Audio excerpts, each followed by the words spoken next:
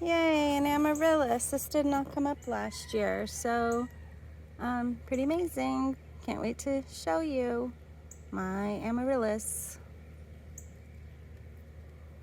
I'll let you know when it blooms. And here's the Amaryllis. It is March 18th, the day after St. Patty's Day.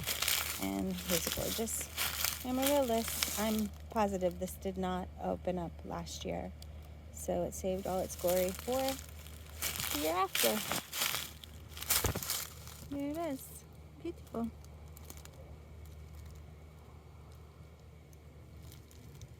It's got more bulbs coming. Very, very, very nice. Let me get around to this side. This one's gonna pop up too. Oh, see that? Beautiful.